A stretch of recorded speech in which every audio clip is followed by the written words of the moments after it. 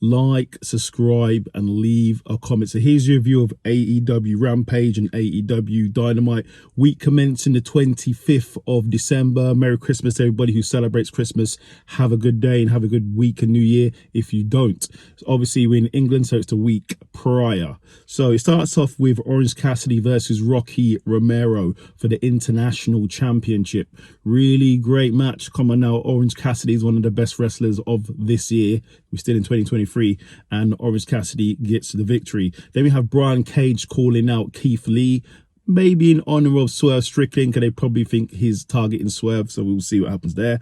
Then we have the Hardy Boys versus the Kingdom in a great match, but in the end, the Kingdom get the victory. The Hardy Boys don't seem to be winning any matches, so I'm not sure what's happening there. Then we have Sky Blue versus some chick. Sky Blue wins. And then in the main event of Rampage, we have Black Taurus versus Vikingo for the AAA Championship in a great match. You want high spots, you want flips, you want all of that good stuff. Go and watch it. But in the end, Vikingo gets the victory. Then we go over to Dynamite. So Dynamite starts off with the blockbuster match. I thought this would be the main event, but it was straight out the gate. Jon Moxley versus Jay White versus Swerve Strickland in the Continental Classic. Winner goes on, I believe, to the finals if they win this match. Everything you could ask for in this match. Pay-per-view standard, pay-per-view quality, fighting in the crowd. Because it's triple threat, there's no disqualification. Jay White loved using the steel chair, and Jon Moxley constantly was using it. Everything was in there, near falls, a lot. I thought Swerve would win this match, considering he's coming up, considering he's coming at ladder. But in the end, Jon Moxley won. I like Jon Moxley, he's awesome, but I thought Swerve probably should have won this, but is what it is.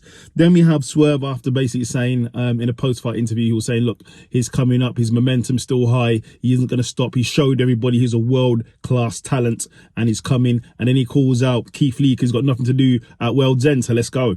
Then we have Mariah, I believe her name's Mariah, saying that she's going to wrestle in 2024. Then Rio came out, attacked Mariah, and then Tony Storm came out as well to help her. Then we have Top Flight and Action Andretti saying they accept the match from the Best Friends.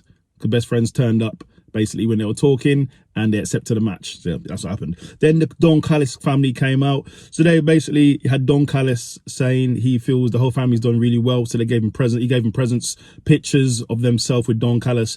Then out of nowhere, Sammy Guevara turns up, and Don Callis was like, "You've not been at work. Where have you been? You've been at home looking after kids while we've been here grinding."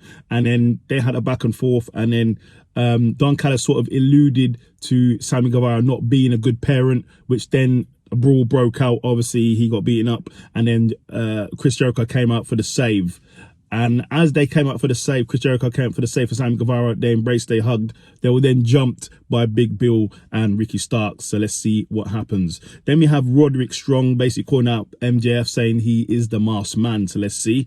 Then we had Bryan Danielson versus Eddie Kingston in a awesome match for the Continental Classic. This is the Blue League.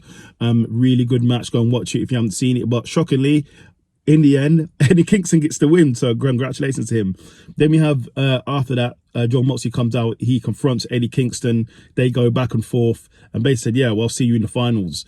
Then we have Christian Cage and Edge brawling in the back, because they're meant to have a face-off, a talk, but that didn't happen, turn into a brawl instead, so we will see what happens there. Then we have Chris Statlander versus Sky Blue in a great match, but due to a little bit of interference from Julia Hart, Sky Blue gets the victory over Chris Statlander. Wow. I think this is the first time she's pinned Chris Statlander. I think so. But yeah, congratulations to Sky Blue. That's a massive victory. So congratulations to her. Then in the main event of the evening, it's MJF and Samoa Joe versus the Masked Guys. So before the match started, the Masked Guys turned up. MJF was coming down to the ring on his own. No Samoa Joe, because they showed a clip of him in the back injured. Apparently someone took out his leg. MJF goes into the match. He gets hit with a steel pole. He gets his own finish, and he was pinned, and he loses the ROH tag team titles to the Masked Men. After that, Samoa Joe comes out like, hey, it came out injured as well, trying to fend off the Masked Men for beating down MJF. And then what happens? A screen comes, words come on the screen saying, "Thank you for doing business." And as I thought, Samoa Joe turns on MJF and takes him out with a chair. took him out with a chair and took out MJF. Going into their match at World's End. MJF looks injured. He's got something wrong in his shoulder. I don't know. He might drop the title. Let's see what happens. I won't be covering that, I'm afraid. I will not be covering World's End, but let's see what happens next week. Like, subscribe, and leave a comment.